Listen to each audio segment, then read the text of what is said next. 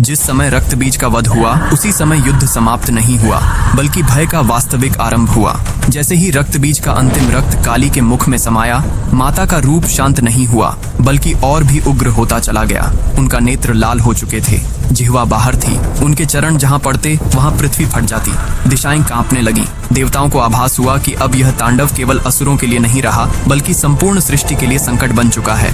देवता भयभीत होकर ब्रह्मा और विष्णु के पास पहुंचे। दोनों समझ गए कि यह स्थिति साधारण नहीं है, यह वही शक्ति थी जो अब किसी आदेश से नहीं रुकने वाली थी। तब सभी की दृष्टि शिव की ओर गई, क्योंकि काली कोई बाहरी शक्ति नहीं थी, वे स्वयं शिव की शक्ति थी और शक्ति को केवल उसका स्रोत ही शांत कर सकता बेटा, जाते जाते हमारी चैनल को जरूर सब्सक्राइब करके जाना है। शिव कैलाश से चल पड़े, लेकिन जैसे ही वे युद्ध भूमि के निकट पहुंचे, उन्हें आभास हुआ कि काली का उग्र तांडव आज किसी भी संवाद से नहीं रुकेगा। माता उस अवस्था में थी जहां चेतना केवल संहार जानती है।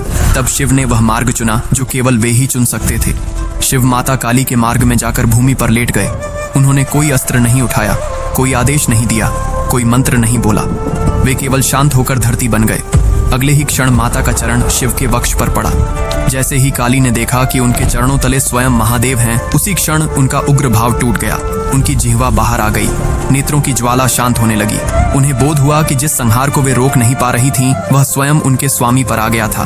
उसी क्षण तांडव थम गया, पृथ्वी स्थिर हो गई, दिशाएं शांत हो गईं और माता काली पुनः करुणा में लौट आईं। शास्त्र कहते हैं यह कोई पराजय नहीं थी, यह शक्ति और चेतना का मिलन था, जहां शक्ति स्वयं को उसके स्रोत में पहचान लेती है। कमेंट में जय मां काली जरूर लिखे। हर हर महादेव।